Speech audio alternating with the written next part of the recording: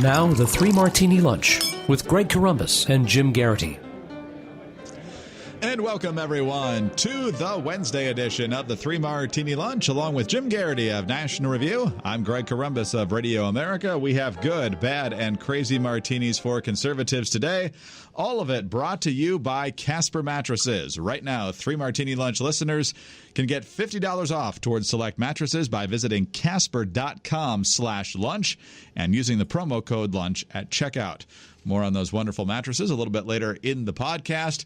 Jim, it is midterm election season, and while we obviously get fascinated by the horse races, particularly for the Senate, but also the House and certain key governors' matchups, we're also getting into the general election campaign since a lot of the states have had their primaries already. And that means attack ads are out. Everybody says they hate them, but let's admit it, they're fun. And a lot of times they actually have an impact, which is why people keep doing them, even though the voters say they hate them. Case in point, let's go out to Nevada, where Dean Heller is running for re-election. He, of course, is a Republican. He's probably the most endangered Republican incumbent for the Senate, and along with the Arizona seat that Jeff Flake is leaving, it's probably the one of the two best hopes for a Democratic pickup. He is running against Democratic Congresswoman Jacky Rosen, who is touting herself, among other things, as a businesswoman, and the latest ad from Dean Heller has a lot of fun with that. Let's listen. We've got a degree in psychology and in computers. And the ad says she did not get a degree in computers. That's a lie. I built a business. Congresswoman Rosen didn't build a business. You didn't build that. She made it up. Her imaginary business had no employees, no business license. It didn't even have a name. Why? It didn't actually exist. She made up her resume. She made up a business. Made it up. There you go, Jim. I love the drop-in of the Obama line from 2012. You didn't build that. So, you'd think the basics of the resume would at least be truthful. We don't even have to get to the issues before we find some serious flaws with Jacky Rosen. That's a good ad. And by the way, the little, you didn't build that, our hearts skipped a beat. I don't realize it's in many people's minds, it's ancient history, but that always really stuck in our craw from the 2012 campaign season. Really kind of, was adopted from a line from Elizabeth Warren. And, it's kind of become this beating heart of the left's philosophy that, well, because you use public roads, your business isn't really yours. It really belongs to all of us. What it reminded me of, Greg, I'm not that long ago, 2016 Florida Senate race. Marco Rubio runs for president, doesn't succeed, eventually gets persuaded to run for re-election. He's up against a Democrat, Patrick Murphy. And of course, these ads, that he's promoting his experience as a businessman, as a certified public accountant. And it turned out that, the local CBS affiliate in Miami kind of says, I don't really think, some of these things are either really exaggerated or didn't really add up. He called himself a small business owner, and it was pretty clear that the company was affiliated with the firm of his father. Hard to argue how much it had actually done. He said he had done Gulf oil spills cleaning up the Gulf of Mexico after the Deepwater Horizon issue. And somebody said, well, they rented out a couple of skimmers and stuff like that. It really was broadly exaggerated. No actual state contracts and things like that. The perception this was daddy's boy. He got to play businessman. Says he's a CPA, never was a licensed CPA in the state of Florida. And then, of course, he said, well, technically I was just an audit assistant or stuff like that. Look, there are probably a lot of people in this world who have exaggerated a little bit on their resumes or boasted, I managed that project. And they really were just, one of many people on a project or something like that. Fine. This ad suggests, though, that Jacky is going a little well beyond that. I mean, when you can't really prove that your business exists, basically what we know is that she printed up business cards. That's what we've got. That's the proof we have there. And I think this is the sort of thing that can really stick to a candidate. Obviously, a lot of other factors will go into this race in Nevada. It's not been an easy state for Republicans. Really kind of purple. Trump, who was winning in a whole bunch of places, did not really improve on Republicans' traditional performance there, even though he's a big employer in the state. But again, this is a sort of thing where, I can really stick to this candidate and really kind of come to the conclusion of, okay, she's all talk, empty suit, can't trust her, et cetera, et cetera. You work hard. She doesn't really work hard. She just says she does. That kind of thing. Messages like that. So, well done, by the Heller campaign. And I'm sure this will be really damaging to Jacky Rosen because, Jim, if we've learned anything from Nevada politics, they will never reward a politician who just makes stuff up. Fair observation there, Greg. There's always a possibility we'll end up saying, way to go, Nevada, way to go. Having said that, it is kind of satisfying that, Rosen was Harry Reid's, I think, preferred candidate in the primary. He really pushed for her to get the nomination. And lo and behold, Harry Reid had bad judgment. Who saw that coming? That's right. Oh, let's admit it, though. We love the attack ads. Jim Geraghty cheers for the Jets. Can you really trust him? I think I remember, after having a couple of drinks at a Republican convention a few years ago, chatting with Ramesh Ponnuru and a couple other at National Review, we just decided all night we would talk in the voice of the attack ad narrator. So, yeah, copious amounts of alcohol consumed. Oh, good times. All right, let's move on to... Well, let's keep talking about the Senate, actually. Let's move to our bad martini, though. This is courtesy of The Hill. The House has sent 768 bills to the Senate this Congress, and 569 of them have yet to pass the upper chamber. The numbers, compiled by Quorum, a Washington, D.C.-based legislative data analytics platform, have frustrated President Trump and House Republicans. In June of last year, Speaker Paul Ryan said, if we accomplish our campaign promises, it'll be the most productive presidency in Congress in our lifetime. While the GOP passed a sweeping tax cut bill, it has fallen short on repealing Obamacare, reducing the deficit, and releasing an infrastructure package. House Republicans have repeatedly pointed out that they passed a health care bill, but the effort failed in the Senate. They also note that there are many other House-passed measures that the Senate could clear. Of the 569 pending bills, 404 have at least one co-sponsor from each party. The list includes bills such as the Music Modernization Act, which passed in a 415-0 vote, the Accelerating Individuals into the Workforce Act, which passed 377-34, and a series of bills aimed at tackling the opioid crisis that received strong support from both sides of the aisle. The argument, of course, from Senate Republicans is, hey, you need 60 votes to get to a final vote where we could get 50 votes and pass this thing. But the House Majority Leader Kevin McCarthy points out that there are 500 bills sitting in the Senate that they haven't taken up, and the Democrats have only successfully had 100 cloture votes to stop things. So there's a lot more that could be done. Now, Jim, this could be going in one of two directions. A lot of times, really lousy bills should be stopped, and just because they pass by lopsided margins doesn't mean it's a good thing for the taxpayer or for the size of government. But if it is helping to improve the economy, or another conservative principle, there needs to be time made to advance these things. Yeah. There was a couple of pieces by, it's a good day for Ramesh Ponnuru. I'm mentioning him twice in this podcast. At the beginning of the year, he said about how Republicans needed a more detailed and more ambitious legislative agenda. They could not head into a midterm election year just kind of coasting on the tax cuts and what had been done so far. He said, look, repealing the Obamacare mandate was nice, expanding, drilling into Anwar. No doubt there were some things that had gotten done, but you couldn't just coast. And I don't think that's an unfair criticism of Senate Republicans so far. Look, and granted, when you have a Supreme Court justice opening, fall in your lap, that's going to take up a lot of time. The administration has not always been as fast as it could with nominating people. On the other hand, there have been plenty of cases where the Democrats have tried to drag their feet as much as possible. Look, this is just an inexcusable backlog of legislation from the House.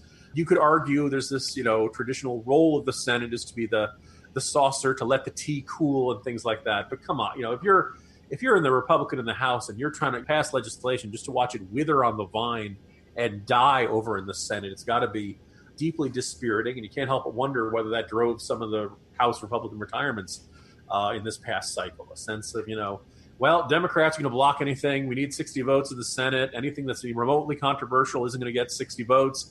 Senate Democrats don't want to give Trump any accomplishments. And thus, it just turns into extraordinarily slow-moving and frustrating legislative process, even for legislation that isn't that controversial. You and I have had a lot of praise for Mitch McConnell lately. He doesn't have an easy hand to play. He can be very shrewd at times, but this is deeply frustrating for those of us who believed that electing a Republican House and a Republican Senate and a Republican president would get more pieces of legislation passed through.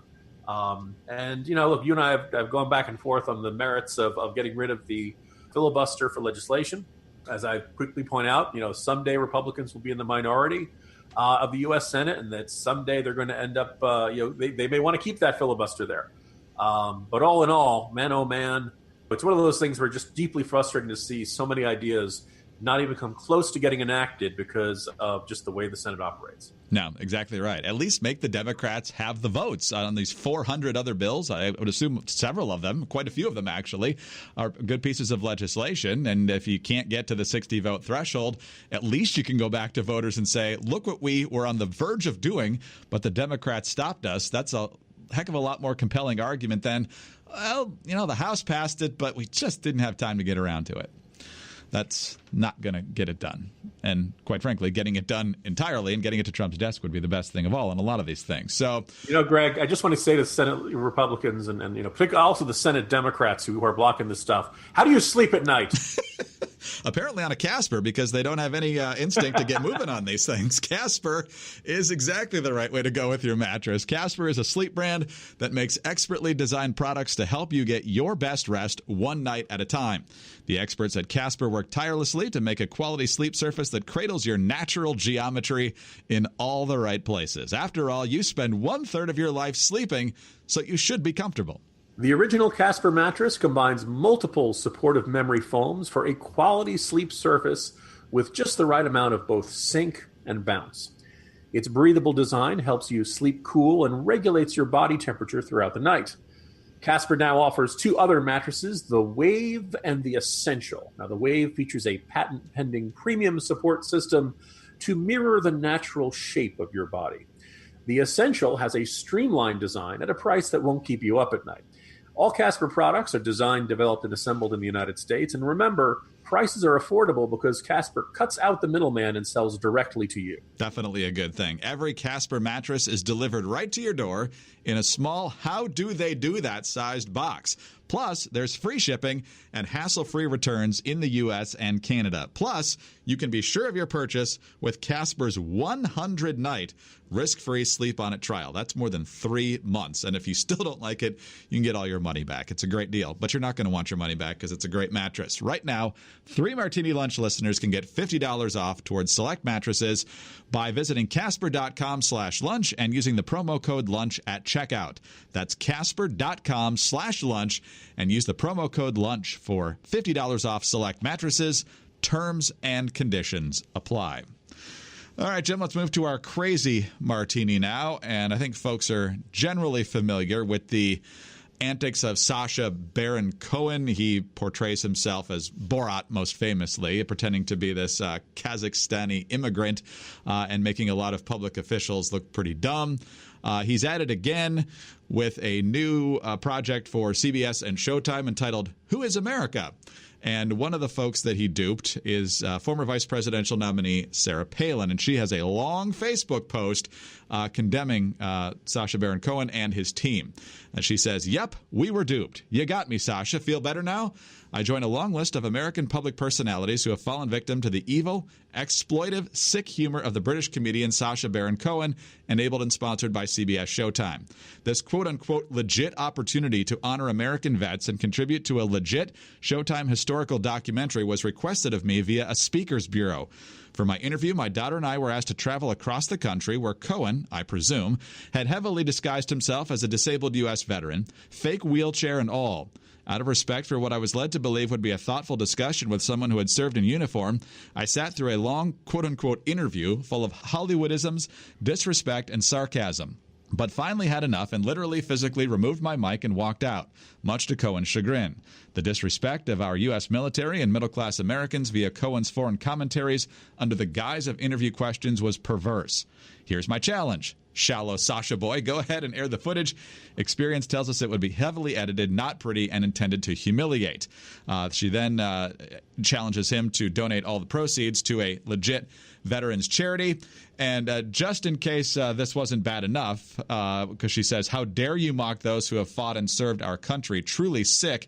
She points out that Baron's team took her and her daughter to the wrong airport, and so therefore they deliberately made sure the Palins missed their flight back to Alaska, and it was 3 days full of nonsense that cost them a lot of money. So, Jim, we've seen this before.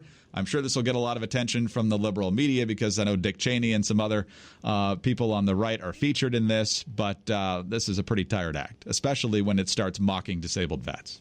Yeah, so I'm not going to jump on the standard line of criticism in circumstances like this of Sacha Baron Cohen's never been funny. No. I will put up his performance in Talladega Nights as the French philosophy reading NASCAR driver. Very funny. I do think his shtick, where he goes in disguise as a particular person and then films people's reactions, sometimes famous, sometimes normal, got pretty tired. And I'm going to observe that a lot of what he did is Borat, where he was pretending to be this Kazakhstani emissary who was coming to America and stuff like that. And he would say these outrageous things. I believe there's like one scene where he starts singing on an open mic night, throw the Jew down the well. And at the heart of the shtick that he's doing is I'm going to be a foreign visitor, and I'm going to do outrageous things, and I'm going to watch Americans shift uncomfortably as they have these two competing instincts within them of we should be warm and welcoming towards outsiders and to immigrants and to people visiting from another country. And what this visitor is doing is not nice, so we shouldn't allow it. And, people put, you can see, you could see from Borat that the deep anti-Semitism and hatred lurking in the heart of no. What it is he acts like I'm going to say jerk. There are other words I could use there. And everybody kind of, cringes uncomfortably, but tries to be polite. And this, I think, is actually a testament to the good nature of the average American to encounter. And again, if people try to be nice to strangers and they end up paying a very big price for it. They end up looking like fools in this major film, which doesn't strike me as a particularly nice thing for Sacha Baron Cohen to do. And in fact, I think takes a good trait of America and puts it negative. Now, in this case, he then did another one where he went to the Middle East, and I believe he was trying to play I think he wanted to meet like leaders of both Israelis and Palestinians, and the joke was he was mixing up hummus and Hamas, which struck me as really not that comedically inspired. But with this one, it may be time for Sacha Baron Cohen's 15 minutes of fame to hit that 15th minute. Look, if you want to dress up in a costume or as a character and try to get people to say things on camera that look embarrassing, if you want to dress up in a funny costume and have a camera and get people to say things they regret. Look, James O'Keefe has been making a career out of that. So I'm not going to, begrudge you that. I do think that you do cross a line when you disguise yourself as a disabled veteran. This may or may not fit the definition of what people call stolen valor. I believe the Supreme Court has said, look, as much as we may loathe people who claim to be combat veterans and aren't, or people who claim military service who never served a day in their life, we don't think the government should criminalize that. Fine, nobody needs to put Sacha Baron Cohen in jail over this. But there should be a price for this. There should be a career price for this. This should be universally denounced as no, I don't care how inspired you think your comedy is. I don't care how much you think you're really going to get somebody with a prank. You don't impersonate a wounded veteran. You don't get into a wheelchair and try to fool someone into thinking you knew it. That's just crossing a moral line that you're not supposed to do. It'll be interesting to see. If this really did shake out the way Sarah Palin described, Sacha Baron Cohen may find himself in serious career trouble here in the not-too-distant future. If we don't see any of the footage, I think that probably says a point for Sarah Palin's account of events. If it wasn't Sacha Baron Cohen and it was someone who was genuinely paralyzed or someone who genuinely was a war veteran, it's a very different story. But we'll see how things shake out. My suspicion, it's hard to believe she would make this complaint if she wasn't pretty darn sure that it was Sacha Baron Cohen. And this sounds like the type of, line-crossing, provocative comedy that Sacha Baron Cohen might think is a good idea. And if so, I think there really needs to be a broad, just denunciation of saying, no, you don't do this. This is way too close to claiming honor that you don't deserve. No, exactly right. And the point you made is also right. We've talked about this before.